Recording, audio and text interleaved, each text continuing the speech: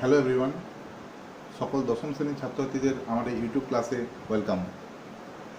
Welcome to my channel SK educator. আজ প্রায় 2 বছর যাবৎ করোনা হয়ে স্কুল কলেজ প্রায় বন্ধ, তাই সকল ছাত্রছাত্রীদের পড়াশোনা ভীষণভাবে ক্ষতিগ্রস্ত হচ্ছে বা হয়েছে।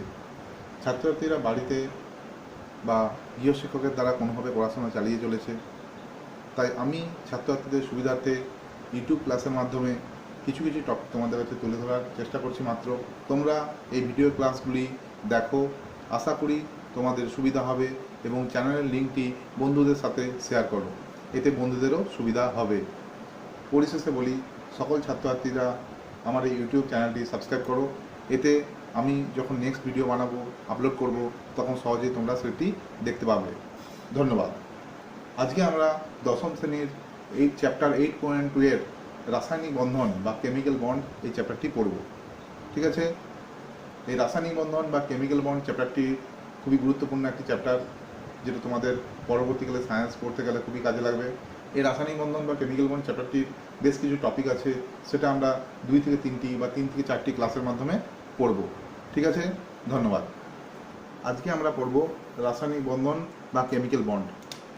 দেখো, আমরা আমাদের চারপাশে যেসব পদার্থগুলি দেখে থাকি তাদের প্রত্যেকের এক একটি ধর্ম এক এক রকমের। যেমন চিনি বা খাদ্য লবণ, এগুলো জলে গুলে যায়, অর্থাৎ জলে দ্রবীভূত হয়। এগুলি ছাড়া আবার কিছু পদার্থ আছে, ধরো ক্লোরোফর্ম,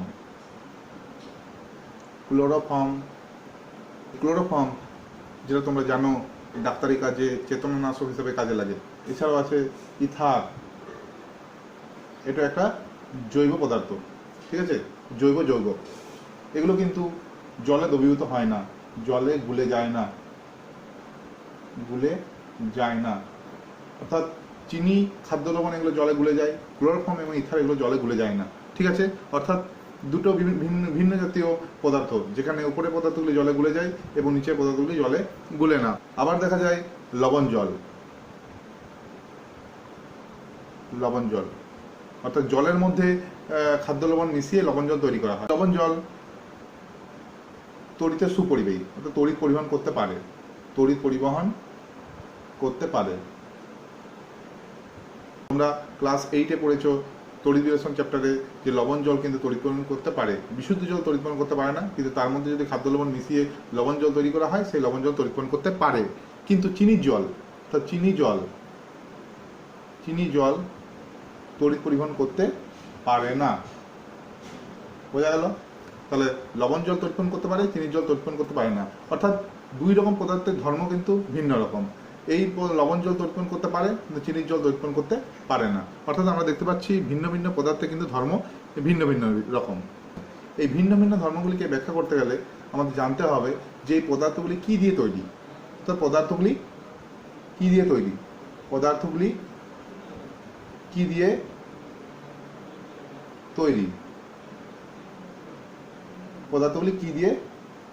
ঠিক আছে, বলো তো পদার্থ কি দিয়ে তৈরি? পদার্থ ক্ষুদ্র ক্ষুদ্র কণা দিয়ে তৈরি, এবং ক্ষুদ্র ক্ষুদ্র কণাগুলি কি দিয়ে তৈরি? পরমাণু দিয়ে তৈরি। অর্থাৎ আমাদের জানতে হবে পদার্থগুলি কি ধরনের পরমাণু দিয়ে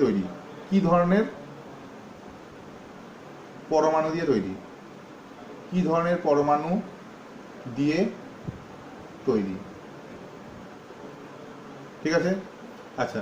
2 নম্বর জানতে হবে এই পরমাণুগুলি, এই যে আমরা বিভিন্ন যৌগ দেখব, সেখানে পদার্থের মধ্যে যে পরমাণুগুলি আছে, সেই পরমাণুগুলি পরস্পরের সাথে কিভাবে যুক্ত। পদার্থের মধ্যে কিভাবে পরস্পরের সাথে যুক্ত আছে। পরমাণুগুলি পরস্পরের সাথে কিভাবে যুক্ত, এই দুটো আমাদের জিনিস কিন্তু জানতে হবে। পদার্থগুলির এই ভিন্ন ভিন্ন ধর্মগুলিকে ব্যাখ্যা করতে গেলে আমাদের সর্বপ্রথম জানতে হবে পদার্থগুলি কি পরমাণু দিয়ে তৈরি এবং পরমাণুগুলি পরস্পরের সাথে কিভাবে যুক্ত। ঠিক আছে, আচ্ছা। আমরা পড়ছি রাসায়নিক বন্ধন। বন্ধন মানে হচ্ছে বন্ড। বন্ধন কথা অর্থ হচ্ছে বন্ড। বন্ড মানে কি? যুক্ত, অর্থাৎ পরস্পরের সাথে যুক্ত। কারা যুক্ত? পরমাণুগুলি যুক্ত। অর্থাৎ পরমাণুগুলি কিভাবে আবদ্ধ, পরমাণুগুলি কিভাবে যুক্ত বা আবদ্ধ, পরমাণুগুলি কিভাবে যুক্ত অর্থাৎ কিভাবে বন্ধনে পরস্পর আবদ্ধ, সেটা আমরা দেখব এই রাসায়নিক বন্ধন চ্যাপ্টারে। তোমরা পরমাণু জানো, আবার অণুও জানো। হাইড্রোজেন পরমাণু, অক্সিজেন পরমাণু, নাইট্রোজেন পরমাণু, সোডিয়াম পরমাণু, এগুলো হচ্ছে সব পরমাণু। এবারে হাইড্রোজেন কিন্তু পরমাণু থেকে যখন অণু হয় তখন কিন্তু H2O লিখি, অর্থাৎ দুটো হাইড্রোজেন পরমাণু যুক্ত হয়ে তৈরি হয় H2 অণু। ঠিক আছে। অক্সিজেন ও, এটা হচ্ছে পরমাণু, এটা যখন অণু তৈরি করে তখন আমরা কি লিখবো, O2, অর্থাৎ দুটো অক্সিজেন পরমাণু যুক্ত হয়ে তৈরি করে O2, অর্থাৎ দুটো অক্সিজেন পরমাণু যুক্ত হয়ে তৈরি করে O2, ও ডবল বন্ড ও, এক্ষেত্রে কিন্তু সিঙ্গেল বন্ড লিখবো না, ডবল বন্ড লিখবো। ঠিক আছে, এগুলো আমরা আসছি। N অর্থাৎ নাইট্রোজেন পরমাণু, নাইট্রোজেন যখন অণু তৈরি করে তখন আমরা লিখবো N2, অর্থাৎ দুটো নাইট্রোজেন পরমাণু পরস্পর যুক্ত হয়ে অর্থাৎ পরস্পর আবদ্ধ হয়ে তৈরি করে N2 অণু। এখানে N ট্রিপল বন্ড লিখবো, অর্থাৎ তিনটে বন্ড, এখানে দুটো বন্ড, এখানে সিঙ্গেল বন্ড, একটা বন্ড, অর্থাৎ এক বন্ধন, দ্বিবন্ধন আর ত্রিবন্ধন। এই বন্ধন অর্থাৎ বন্ধনে কিন্তু পরমাণুগুলি পরস্পরের সাথে যুক্ত আমরা দেখতে পাচ্ছি। সোডিয়াম কিন্তু Na2 জাতীয় কোনো অণু তৈরি করে না। ঠিক আছে, সোডিয়াম পরমাণু এবং অণু একই রকম, অর্থাৎ সোডিয়াম পরমাণু যেভাবে এককভাবে অবস্থান করে সোডিয়াম অণু হিসাবেও কিন্তু এককভাবে অবস্থান করে। এক্ষেত্রে Na2 অর্থাৎ দুটো সোডিয়াম যুক্ত হয়ে Na2 জাতীয় কিন্তু এদের মতো বন্ধন বা রাসায়নিক বন্ধন তৈরি করে না। আবার দেখো, এগুলো ছাড়াও কিছু যৌগ আছে, মনে করো জল, যার সংকেত হচ্ছে H2O, অর্থাৎ জলের মধ্যে কি আছে, একটা অক্সিজেন পরমাণু আর দুটো হাইড্রোজেন পরমাণু পরস্পর যুক্ত হয়ে তৈরি করে H2O অণু। ঠিক আছে, এবং এটা যদি গঠন আমরা লিখি তাহলে কেমন লিখবো, অক্সিজেনের সাথে কিন্তু দুটো হাইড্রোজেন এভাবে পরস্পর বন্ধন দ্বারা যুক্ত আছে। অর্থাৎ এখানে দেখতে পাচ্ছি একটি অক্সিজেন পরমাণুর সাথে দুটি কিন্তু হাইড্রোজেন পরমাণু পরস্পর বন্ধন দ্বারা যুক্ত আছে। ঠিক আছে, আবার মনে করো আমরা যে নুন বা যে খাদ্য লবণ ব্যবহার করি, খাদ্য লবণ, সেই খাদ্য লবণের সংকেত কি, NaCl, সোডিয়াম ক্লোরাইড, রাসায়নিক নাম সোডিয়াম ক্লোরাইড। এই সোডিয়াম ক্লোরাইডের যদি আমরা গঠন লিখি তাহলে কেমন লিখবো, NaCl, এবং এখানে কিন্তু একটা সোডিয়াম পরমাণু একটা ক্লোরিন পরমাণু, অর্থাৎ সোডিয়াম পরমাণু একটা ক্লোরিন পরমাণু পরস্পর কিন্তু যুক্ত হয়ে তৈরি করেছে NaCl, সোডিয়াম ক্লোরাইড। ঠিক আছে, অর্থাৎ সোডিয়াম ক্লোরাইড যৌগ কিন্তু তৈরি করেছে। আবার যদি মনে করো আমরা একটা যৌগ লিখি কার্বন ডাই অক্সাইড, অর্থাৎ CO2, কার্বন ডাই অক্সাইড অর্থাৎ CO2। এখানে কি আছে, একটা কার্বন পরমাণু এবং দুটো অক্সিজেন পরমাণু পরস্পর বন্ধনে যুক্ত আছে, এবং তার গঠনটা যদি দেখি তাহলে কেমন দেখবো, কার্বন ডবল বন্ড ও, অর্থাৎ কার্বন পরমাণুর সাথে দুটো অক্সিজেন পরমাণু কিন্তু দুটো বন্ধন দ্বারা অর্থাৎ দ্বিবন্ধন দ্বারা কিন্তু পরস্পর যুক্ত আছে। এই বন্ধন কিভাবে গঠন হচ্ছে আমরা এগুলো পরে দেখবো। আমরা এখন দেখছি যে CO2-র মধ্যে কিন্তু কার্বনের সাথে দুটি অক্সিজেন পরমাণু পরস্পর যুক্ত আছে, অর্থাৎ বন্ধনে আবদ্ধ আছে, এবং CO2 অণু কিন্তু তৈরি হয়েছে। ঠিক আছে, অর্থাৎ আমরা হাইড্রোজেনের ক্ষেত্রে যেটা দেখছি যে H2 অণু যেখানে তৈরি হয়েছে সেখানে দেখতে পাচ্ছি দুটি একই মৌলের পরমাণু দিয়ে তৈরি, অর্থাৎ একই মৌলের পরমাণু দিয়ে তৈরি হয়েছে H2 অণু। আবার অক্সিজেনের ক্ষেত্রে কিন্তু অক্সিজেন পরমাণু থেকে যে অণু তৈরি হয়েছে অর্থাৎ দুটো অক্সিজেন পরমাণু যুক্ত হয়ে তৈরি হয়েছে O2 অণু, সেই অণুর ক্ষেত্রেও কিন্তু একই মৌলের পরমাণু অর্থাৎ দুটি অক্সিজেন পরমাণু দুটি একই মৌলের পরমাণু দিয়ে তৈরি হয়েছে O2, এবং এখানে দেখতে পাচ্ছি দুটি অক্সিজেন পরমাণু হচ্ছে দ্বিবন্ধন দ্বারা পরস্পর যুক্ত আছে। আবার নাইট্রোজেন তৈরি করছে N2, অর্থাৎ নাইট্রোজেন পরমাণু থেকে যে অণু তৈরি হয়েছে সেখানে হচ্ছে দুটি নাইট্রোজেন পরমাণু পরস্পর যুক্ত হয়ে তৈরি হয়েছে N2 অণু, এবং এখানেও দেখতে পাচ্ছি যে একই মৌলের পরমাণু দিয়ে তৈরি হয়েছে N2 অণু, এবং সেই N2 অণুর ক্ষেত্রে আমরা দেখতে পাচ্ছি যে দুটি নাইট্রোজেন পরমাণু পরস্পর ত্রিবন্ধন 1 2 3 তিনটে বন্ধন দ্বারা পরস্পর যুক্ত হয়ে তৈরি হয়েছে N2 অণু। আবার চলে আসছি জলের ক্ষেত্রে দেখছি সংকেত হচ্ছে H2O, যেখানে দেখতে পাচ্ছি একটি অক্সিজেন এবং দুটি হাইড্রোজেন পরমাণু দিয়ে তৈরি হয়েছে H2O অণু, অর্থাৎ ভিন্ন ভিন্ন মৌলের পরমাণু দিয়ে যুক্ত অক্সিজেন পরমাণু দুটি হাইড্রোজেন পরমাণু, অর্থাৎ দুটি ভিন্ন ভিন্ন মৌলের কিন্তু পরমাণু দিয়ে তৈরি হয়েছে H2O অণু। ঠিক আছে, অর্থাৎ এক্ষেত্রে কিন্তু একই মৌলের পরমাণু দিয়ে তৈরি, একই মৌলের পরমাণু দিয়ে তৈরি, ঠিক আছে। কিন্তু H2 এর ক্ষেত্রে দেখতে পাচ্ছি দুটি ভিন্ন মৌলের কিন্তু পরমাণু দিয়ে তৈরি হয়েছে H2O অণু। আবার যখন দেখছি খাদ্য লবণ হচ্ছে NaCl, সোডিয়াম ক্লোরাইড। NaCl এর মধ্যে আমরা দেখতে পাচ্ছি যে একটি সোডিয়াম পরমাণু এবং একটি Cl পরমাণু দিয়ে তৈরি হয়েছে NaCl, ঠিক আছে। অর্থাৎ এখানেও কিন্তু দুটি ভিন্ন মৌলের পরমাণু দিয়ে তৈরি হয়েছে NaCl, অর্থাৎ এখানে কিন্তু ভিন্ন মৌলের পরমাণু আবদ্ধ হয়ে বা যুক্ত হয়ে তৈরি হয়েছে এই জাতীয় বন্ধন, এবং এখানে তৈরি হয়েছে NaCl যৌগ, এখানে তৈরি হয়েছে H2O যৌগ। ঠিক একইভাবে কার্বন ডাইঅক্সাইডের ক্ষেত্রে দেখতে পাচ্ছি একটি কার্বন এবং দুটি অক্সিজেন পরমাণু দিয়ে যুক্ত হয়েছে CO2 অণু, এবং CO2 অণুর ক্ষেত্রে কিন্তু কার্বনের সাথে দুটি অক্সিজেন পরমাণু পরস্পর দ্বিবন্ধন দ্বারা যুক্ত হয়ে তৈরি হয়েছে CO2 অণু, অর্থাৎ এখানেও কিন্তু ভিন্ন মৌলের পরমাণু দিয়ে তৈরি হয়েছে CO2 অণু, ঠিক আছে। আচ্ছা, এবার দেখো যে H2O, O2 বা N2 এই অণুগুলির ক্ষেত্রে কিন্তু দুটি পরমাণু যুক্ত হয়ে তৈরি হয়েছে H2, O2 এবং N2 অণু, ঠিক আছে। কিন্তু জলের ক্ষেত্রে দেখতে পাচ্ছি দুইয়ের বেশি, অর্থাৎ একটি, দুটি, তিনটি পরমাণু দিয়ে তৈরি হয়েছে H2 অণু। আবার খাদ্য লবণের ক্ষেত্রে একটি, দুটি পরমাণু নিয়ে তৈরি হয়েছে NaCl, এবং কার্বন ডাইঅক্সাইডের ক্ষেত্রেও দেখতে পাচ্ছি CO2, অর্থাৎ কার্বনের সাথে অক্সিজেন দুটি পরমাণু দিয়ে, অর্থাৎ 1, 2, 3 তিনটি পরমাণু দিয়ে তৈরি হয়েছে, অর্থাৎ দুইয়ের অধিক পরমাণু দিয়ে তৈরি হয়েছে কার্বন ডাইঅক্সাইড অণু, ঠিক আছে। আবার যদি আমরা দেখি CH_Cl3 ক্লোরোফর্ম, CH_Cl3, সেখানে কি দেখবো? কার্বন, হাইড্রোজেন এবং তিনটে Cl এবং Cl।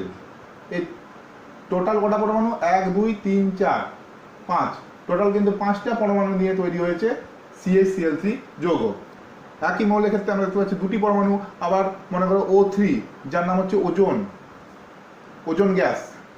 এই ওজোন গ্যাসের ক্ষেত্রেও কিন্তু তিনটি অক্সিজেন পরমাণু যুক্ত হয়ে তৈরি হয়েছে O3, অর্থাৎ দুটি পরমাণু, তিনটি পরমাণু বা দুইয়ের অধিক পরমাণু নিয়ে তৈরি হতে পারে যৌগ। আবার ভিন্ন মৌলের দুটি বা তিনটি বা চারটি বা ক্লোরোফর্ম CH_Cl3, এই ক্লোরোফর্মের ক্ষেত্রে কিন্তু 5টি পরমাণু নিয়ে তৈরি হতে পারে বা তার অধিক পরমাণু নিয়ে তৈরি হতে পারে আমাদের যৌগ, ঠিক আছে। আমরা যদি দুটি বা তিনটি উদাহরণ নিয়ে দেখি, মনে করো H2O অণু,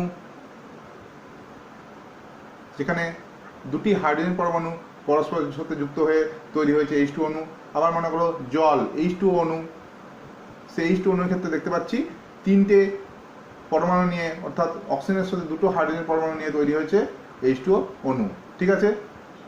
আবার যদি দেখি সোডিয়াম ক্লোরাইড অর্থাৎ খাদ্য লবণ, সেই সোডিয়াম ক্লোরাইডের ক্ষেত্রে কিন্তু দুটো পরমাণু Na এবং Cl পরস্পর যুক্ত হয়ে তৈরি হয়েছে NaCl জাতীয় যৌগ, ঠিক আছে। এখন আমরা দেখছি দুটি মৌলের পরমাণু পরস্পরের সাথে যুক্ত, অর্থাৎ পরস্পরের সাথে আবদ্ধ, অর্থাৎ বন্ধন দ্বারা আবদ্ধ। এই বন্ধন তৈরি হলে কি হবে? অর্থাৎ দুটি পরমাণু পরস্পরের সাথে একটা নির্দিষ্ট আকর্ষণ বলের দ্বারা পরস্পর যুক্ত আছে। কি বলের দ্বারা? আকর্ষণ বলের দ্বারা পরস্পর যুক্ত আছে, তবে না বন্ধন তৈরি হয়েছে। অর্থাৎ দুটি পরমাণু পরস্পরের সাথে কি হচ্ছে? আকর্ষণ বল দ্বারা পরস্পরের সাথে যুক্ত হয়ে তৈরি করছে এই বন্ধন, ঠিক আছে। এই বন্ধন তৈরি করছে। ঠিক একইভাবে H2 এর ক্ষেত্রে আমরা দেখতে পাচ্ছি যে একটি অক্সিজেন পরমাণুর সাথে দুটি হাইড্রোজেন পরমাণু পরস্পর যুক্ত হয়ে তৈরি করেছে H2 অণু, এবং এই অক্সিজেন পরমাণুর সাথে দুটি হাইড্রোজেন পরমাণু পরস্পর আকর্ষণ বল দ্বারা পরস্পর যুক্ত আছে। বন্ধন তৈরি করার ক্ষেত্রে দায়ী হচ্ছে আকর্ষণ বল। এই আকর্ষণ বলই বন্ধন তৈরি করার জন্য দায়ী। এই বন্ধন অর্থাৎ রাসায়নিক বন্ধন, অর্থাৎ রাসায়নিক বন্ধনের পিছনে কি আছে? আকর্ষণ বল, অর্থাৎ পরমাণুগুলির নির্দিষ্ট আকর্ষণ বল দ্বারা পরস্পর যুক্ত হয়ে তৈরি করেছে এই যৌগ। ঠিক একইভাবে আমরা NaCl এর ক্ষেত্রেও দেখতে পাচ্ছি যে একটি সোডিয়াম এবং একটি ক্লোরিন পরস্পরের সাথে বন্ধনে যুক্ত আছে এবং বন্ধনে যুক্ত হয়ে তৈরি করেছে NaCl যৌগ। বন্ধন তৈরির পিছনে দায়ী আছে একটি আকর্ষণ বল, অর্থাৎ বন্ধন তৈরি করার জন্য দায়ী হচ্ছে আকর্ষণ বল, ঠিক আছে। তাহলে রাসায়নিক বন্ধনের ডেফিনেশনটা কি হবে? সেই ডেফিনেশন আমরা একটু দেখে নিই। রাসায়নিক বন্ধন অর্থাৎ দুটি বা তার বেশি একই বা ভিন্ন মৌলের পরমাণু যে আকর্ষণ বলের প্রভাবে পরস্পরের সাথে যুক্ত হয়ে যৌগ তৈরি করে তাকে বলছে রাসায়নিক বন্ধন। দুটি হতে পারে, হাইড্রোজেনের ক্ষেত্রে, হাইড্রোজেন অণু তৈরির ক্ষেত্রে দেখেছি দুটি পরমাণু, H2 অণুর ক্ষেত্রে দেখতে পাচ্ছি দুটির চেয়ে বেশি অণু, এবং H2 অণুর ক্ষেত্রে দেখতে পাচ্ছি দুটি একই মৌলের পরমাণু। H2 অণুর ক্ষেত্রে আমরা দেখতে পাচ্ছি দুটি ভিন্ন মৌলের পরমাণু, অর্থাৎ দুটি বা তার বেশি একই হতে পারে বা ভিন্ন মৌলের পরমাণু যে আকর্ষণ বলের প্রভাবে যুক্ত তাকে বলছে রাসায়নিক বন্ধন। অর্থাৎ আমি একটু আগেই বললাম যে রাসায়নিক বন্ধন তৈরির পিছনে দায়ী হচ্ছে আকর্ষণ বল। এই যে দুটি হাইড্রোজেন পরমাণু, এই দুটি হাইড্রোজেন পরমাণু পরস্পরের সাথে একটি আকর্ষণ বলের দ্বারা পরস্পর যুক্ত হয়ে তৈরি করেছে এই হাইড্রোজেন বন্ধন H2O। H2O ক্ষেত্রে আমরা দেখতে পাচ্ছি একটি অক্সিজেন পরমাণুর সাথে দুটি হাইড্রোজেন পরমাণু আকর্ষণ বলের প্রভাবে পরস্পর যুক্ত হয়ে এই বন্ধন তৈরি করেছে এবং তৈরি করেছে H2O অণু। ঠিক আছে, NaCl। এখানে আমরা দেখতে পাচ্ছি দুটি ভিন্ন মৌলের পরমাণু, অর্থাৎ ভিন্ন মৌলের পরমাণু পরস্পর আকর্ষণ বলের দ্বারা যুক্ত হয়ে তৈরি করেছে NaCl যৌগ। ঠিক আছে, এখন দেখব যে এই রাসায়নিক বন্ধন তৈরির উদ্দেশ্য কি, অর্থাৎ রাসায়নিক বন্ধন গঠনের উদ্দেশ্য কি। হাইড্রোজেন পরমাণু এরা তো পরমাণু হিসেবেই রয়ে যেতে পারতো, কেন এরা পরস্পরের সাথে যুক্ত হয়ে তৈরি করছে হাইড্রোজেন অণু, H2O অণু। জল, যেখানে একটি অক্সিজেন পরমাণুর সাথে দুটি হাইড্রোজেন পরমাণু পরস্পর যুক্ত হয়ে তৈরি করেছে H2O অণু। HOH এই হচ্ছে অণু, এবং হাইড্রোজেনের ক্ষেত্রে H বন্ড H এই অণু। কেন এই বন্ধন তৈরি করলো, এই বন্ধন তৈরি করে যৌগ তৈরি করছে, অর্থাৎ এই রাসায়নিক বন্ধন গঠনের উদ্দেশ্যটা কি। আমরা নিষ্ক্রিয় মৌলের নাম শুনেছি, নিষ্ক্রিয় মৌল কোনগুলো নিষ্ক্রিয় মৌল? হিলিয়াম, নিয়ন, আর্গন, ক্রিপ্টন, জেনন আর রেডন।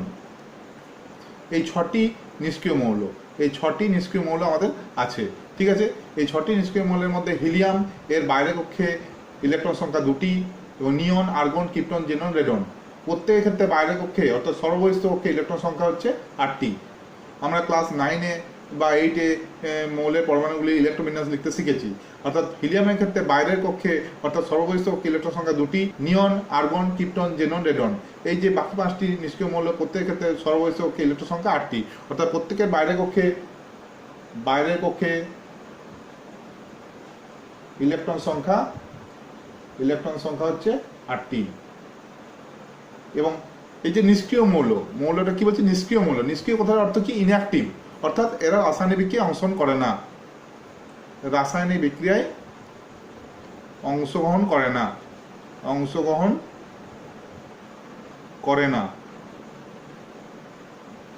করে না বলেই এরা হচ্ছে নিষ্ক্রিয় মৌল, অর্থাৎ ইনঅ্যাক্টিভ। এই হিলিয়াম ছাড়া বাকি যে 5টি নিষ্ক্রিয় মৌল আছে, নিয়ন, আর্গন, ক্রিপ্টন, জেনন, রেডন, প্রত্যেকের ক্ষেত্রে বাইরের কক্ষে ইলেকট্রন সংখ্যা কিন্তু 8টি করে, অর্থাৎ বাইরের কক্ষে ইলেকট্রন সংখ্যা 8টি। এই বাইরের কক্ষে 8টি ইলেকট্রন থাকার জন্য এরা অত্যন্ত সুস্থিত হয়। সুস্থিত কথার অর্থ কি? স্থায়ী বা স্টেবল হয়। এরা অত্যন্ত সুস্থিত এবং স্থায়ী হয়। এই সুস্থিত হওয়ার জন্য এরা রাসায়নিক বিক্রিয়ায় অংশগ্রহণ করে না, এই জন্য এদের বলা হচ্ছে নিষ্ক্রিয় মৌল, অর্থাৎ ইনঅ্যাক্টিভ মৌল। এরা রাসায়নিক বিক্রিয়ায় অংশগ্রহণ করে না। কারণটা কি? এদের প্রত্যেকের বাইরের কক্ষে ইলেকট্রন সংখ্যা 8টি।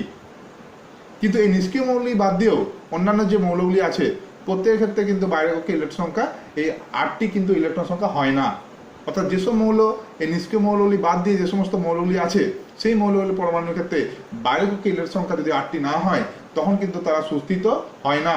অর্থাৎ সুস্থিত না হওয়ার জন্য তখন তারা রাসায়নিক বিক্রিয়ায় অংশগ্রহণ করে, এবং রাসায়নিক বিক্রিয়ায় অংশগ্রহণ করে তৈরি করে যৌগ, এবং রাসায়নিক বন্ধনের মাধ্যমে কিন্তু যৌগ তৈরি করে। বোঝা গেল ব্যাপারটা? অর্থাৎ বাকি যে মৌলগুলি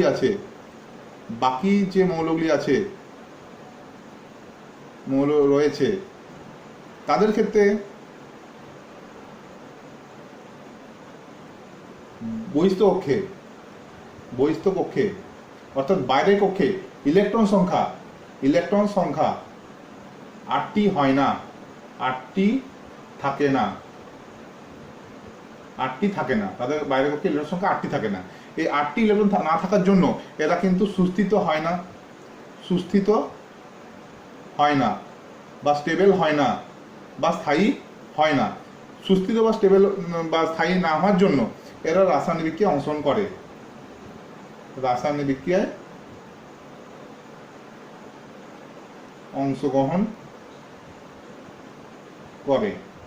এবং রাসায়নিক বিক্রিয়ায় অংশগ্রহণ করে তৈরি করে রাসায়নিক বন্ধন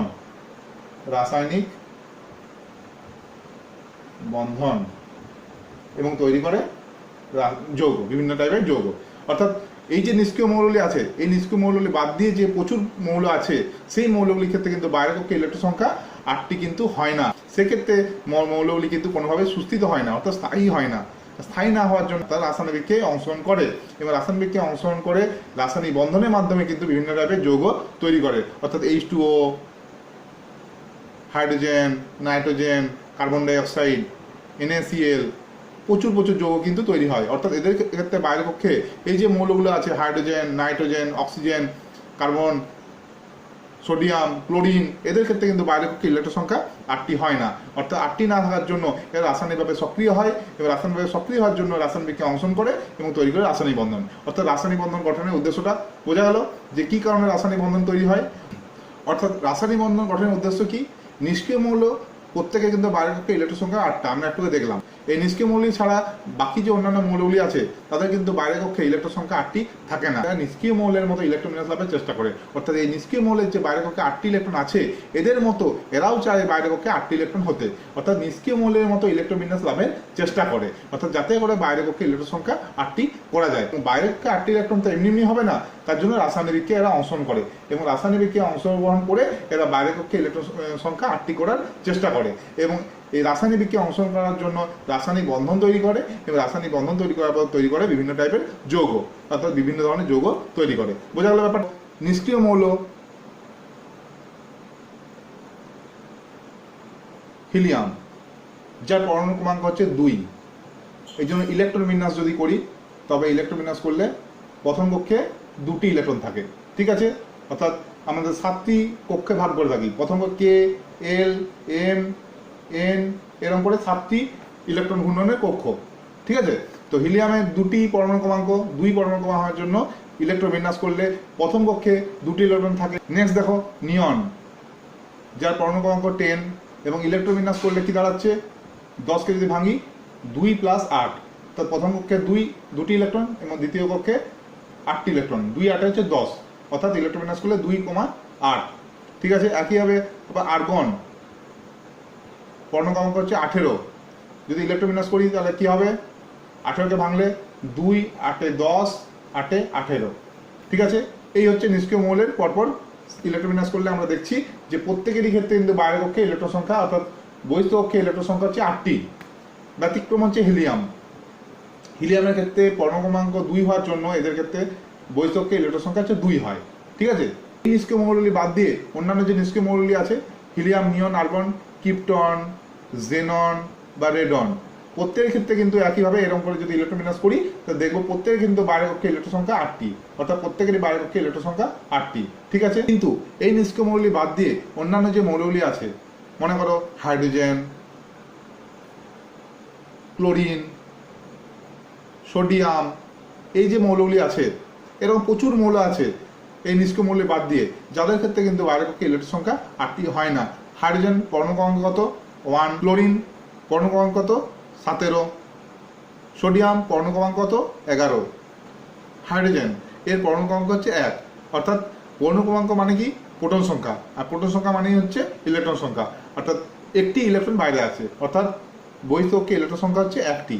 কিন্তু হিলিয়ামের মতো বাইরের কক্ষে ইলেকট্রন সংখ্যা 2 নয়, অর্থাৎ সুস্থিত কিন্তু নয়, বাইরের ইলেকট্রন সংখ্যা 1টি। ঠিক একইভাবে ক্লোরিনকে যদি দেখি এর পরমাণু ক্রমাঙ্ক হচ্ছে 17, অর্থাৎ 17টি ইলেকট্রন।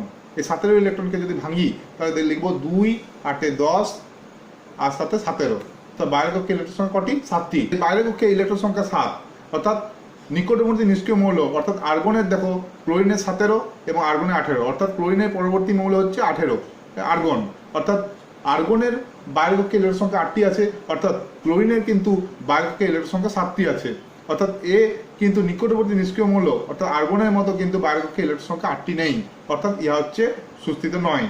আর্গন বাইরের কক্ষে ইলেকট্রন 8টি থাকার জন্য সুস্থিত হয়, অর্থাৎ ইহা সুস্থিত, কিন্তু ক্লোরিন বাইরের কক্ষে ইলেকট্রন সংখ্যা 7টি আছে, অর্থাৎ সুস্থিত নয়, সুস্থিত নয়। হাইড্রোজেন বাইরের কক্ষে ইলেকট্রন সংখ্যা 1টি আছে, কিন্তু হিলিয়ামের বাইরের কক্ষে ইলেকট্রন সংখ্যা 2টি আছে, অর্থাৎ ইহা হচ্ছে সুস্থিত, অত্যন্ত সুস্থিত, অত্যন্ত সুস্থিত হয়, ঠিক আছে। কিন্তু হাইড্রোজেনের বাইরের কক্ষে ইলেকট্রন সংখ্যা 1টি আছে। একইভাবে সোডিয়াম এর পরমাণু ক্রমাঙ্ক 11, অর্থাৎ 11টি ইলেকট্রন। তো ইলেকট্রন বিন্যাস যদি করি তাহলে দেখবো যে 2 8 10 1 11, অর্থাৎ বাইরের কক্ষে ইলেকট্রন সংখ্যা হচ্ছে 1টি। তো বাইরের কক্ষে 1টি ইলেকট্রন থাকার জন্য ইহা কিন্তু সুস্থিত হয় না, সুস্থিত হয় না। ঠিক আছে, এবং এই সোডিয়ামের পরমাণু ক্রমাঙ্ক 11, অর্থাৎ সোডিয়ামের নিকটবর্তী নিষ্ক্রিয় মৌল হচ্ছে নিয়ন। নিয়নের বারেককে ইলেকট্রন সংখ্যা 8টি, অর্থাৎ ইহা হচ্ছে অত্যন্ত সুস্থিত হয়। ঠিক আছে, কিন্তু সোডিয়ামের বারেককে ইলেকট্রন সংখ্যা 1টি, অর্থাৎ ইহা হচ্ছে সুস্থিত হয় না। এভাবে যদি প্রতিটি মৌলই আমরা তাদের ইলেকট্রোবিন্যাস করি, তাহলে দেখব প্রত্যেকটা মৌলের কিন্তু বৈরেককে ইলেকট্রন সংখ্যা 8টি হয় না। কেবলমাত্র নিষ্ক্রিয় মৌলগুলির ক্ষেত্রে বারেককে ইলেকট্রন সংখ্যা 8টি হয়।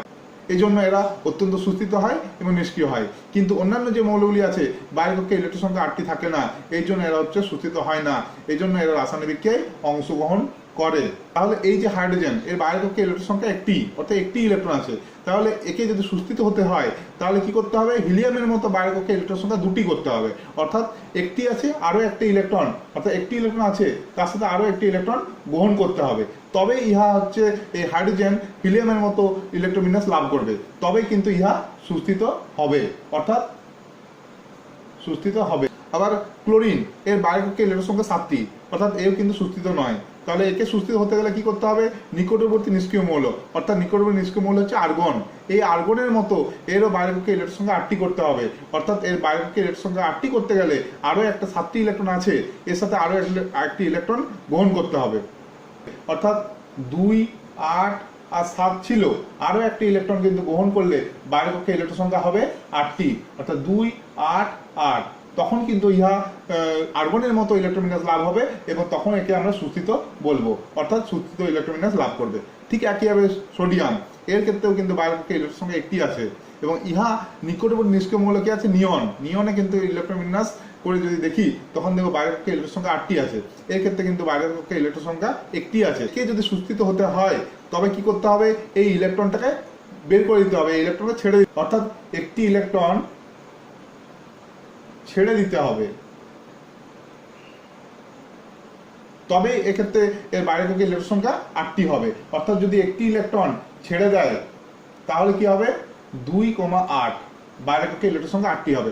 তখন কিন্তু বারেককে ইলেকট্রন সংখ্যা 8টি হলে একে তখন আমরা সুস্থিত বলবো। এগুলো আমরা ডিটেলে আলোচনা করব। আচ্ছা, তার মানে কি হলো? আমাদের প্রত্যেকটা মৌল, অর্থাৎ নিষ্ক্রিয় মৌলগুলি বাদ দিয়ে যে অন্যান্য মৌলগুলি আছে, প্রত্যেকের ক্ষেত্রে কিন্তু বারেককে ইলেকট্রন সংখ্যা 8টি হয় না, নিষ্ক্রিয় মৌলের মতো 8টি হয় না, অর্থাৎ এরা সুস্থিত হয় না। এই সুস্থিত হয় না বলে এরা রাসায়নিক বিক্রিয়ায় অংশগ্রহণ করে এবং রাসায়নিক বিক্রিয়ায় অংশগ্রহণ করে এরা বারেককে ইলেকট্রন সংখ্যা কিন্তু 8টি করার চেষ্টা করে। নিকটবর্তী নিষ্ক্রিয় মৌলের মতো বারেককে ইলেকট্রন সংখ্যা 8টি করার চেষ্টা করে এবং তখন এরা রাসায়নিক বন্ধনের মাধ্যমে পরস্পর যুক্ত হয়ে বিভিন্ন টাইপের যৌগ উৎপন্ন করে। অর্থাৎ বোঝা গেল যে রাসায়নিক বন্ধন গঠনের উদ্দেশ্যটা কি? রাসায়নিক বন্ধন গঠনের উদ্দেশ্য হচ্ছে নিকটবর্তী নিষ্ক্রিয় মৌলের মতো ইলেকট্রোবিন্যাস লাভের চেষ্টা।